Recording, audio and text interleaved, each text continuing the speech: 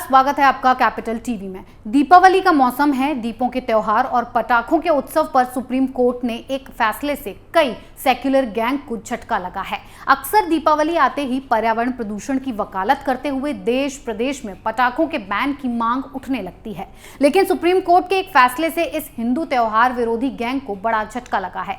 ये रिपोर्ट देखिए। दीपावली का त्योहार सामने है, बाजार सज चुके हैं, चारों तरफ उत्सव ही उत्सव नजर आ रहा है, लेकिन इस उत्सवों पर भी कई लोगों की नजर लग जाती है।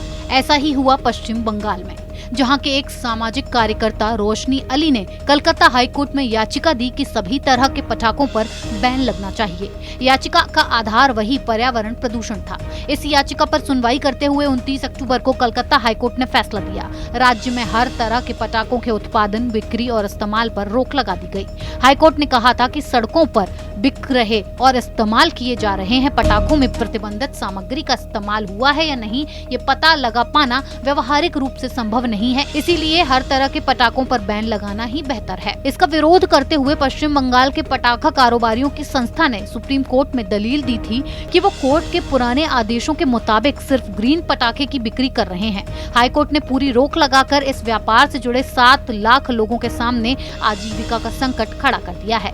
दिवाली की छुट्टी के दौरान सुनवाई के लिए विशेष रूप से बैठी सुप्रीम कोर्ट के जस्टिस AM खानविलकर और अजय रस्तोगी की बेंच ने राज्य सरकार की दलीलों को नोट किया। जजों ने कहा है कि इस मसले पर सुप्रीम कोर्ट की तरफ से कई आदेश जारी किए जा चुके हैं। कुछ आदेश नेशनल ग्रीन ट्रिब्यूनल ने पारित किए हैं, उन्हें भी सुप्रीम कोर्ट ने मंजूरी दी है। ऐसे में इन आदेशों से अलग इतना सख्त आदेश देने से पहले हाईकोर्ट को सभी पहलुओं को विस्तार से देखना चाहिए था।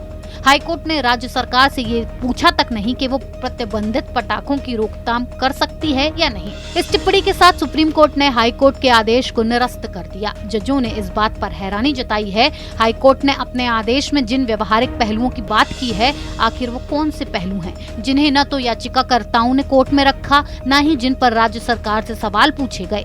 हाईकोर्ट में याचिका दाखिल करने वाली रोशनी अली के वकील रचित लखमनी ने इसका विरोध करते हुए कहा कि पश्चिम बंगाल में दिवाली के बाद से भाई दूज, काली पूजा, छठ आदि त्योहारों के चलते करीब 1 महीने तक उत्सव का माहौल रहता है। इस दौरान प्रदूषण बहुत बढ़ सकता है। जजों ने उन्हें रोकते हुए कहा, ये पुराने आदेश में साफ किया जा चुका है कि अगर प्रदूषण का स्तर अधिक बढ़ जाए तो प्रशासन की बिक्री पर रोक लगा सकता है। त्योहार से पहले ही रोक लगा देना सही नहीं। सुप्रीम कोर्ट के इस फैसले के बाद निसंदेह ममता गैंग और सेक्युलर गैंग को मिर्ची लगी होगी, जो लाजमी भी है। लेकिन ममता बनर्जी और तमाम लोगों को ये समझना चाहिए कि जिस मुस्लिम समाज को खुश करने के लिए वो ऐसा कदम उठा रहे हैं, वो मुस्लिम के हक में नहीं बल्कि उसके खिलाफ है, क्योंकि पटाखा जैसे कारोबार से सबसे ज्यादा मुस्लिम परिवार ही जुड़े हुए हैं।